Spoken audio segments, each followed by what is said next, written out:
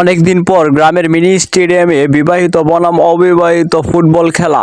নিরিবিলি গ্রাম, চারদিকে সবুজ মাঠ আর তার মাঝখানে আমাদের গ্রামের প্রিয় মিনি স্টেডিয়াম। অনেকদিন পর আজ এখানে জমে উঠেছে এক ব্যতিক্রম ধর্মী আয়োজন, বিবাহিত বনাম অবিবাহিত ফুটবল খেলা। বন্ধুরা, গ্রামের মানুষ মানে বন্ধন, আনন্দ আর একসাথে হাসি খুশি থাকা। আর সেই আনন্দকে আরো রঙিন করতে আজ আমরা ফিরে এসেছি আমাদের মিনি স্টেডিয়ামে। দীর্ঘ বিরতির পর আবারও ফুটবল মাঠে নেমেছে দুই দল।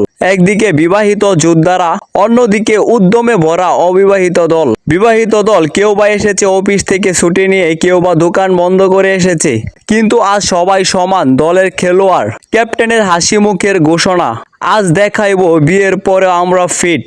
অবিবাহিত দল, চেহারায় আত্মবিশ্বাস, চোখে আগুন। তাদের স্লোগান, গতি আর ট্যালেন্ট দুটাই আমাদের। রেফারির হুইসেল, বল গড়ালো, গ্যালারিতে গ্রামবাসীর চিৎকার, হাসাহাসি, উৎসবের মতো পরিবেশ। বিবাহিত দলের ডিফেন্ডারের শক্ত ডিফেন্স, অবিবাহিতদের দ্রুত counter attack. Goal post miss করতে করতে দর্শকের হৃদয় কাঁপানো মুহূর্ত।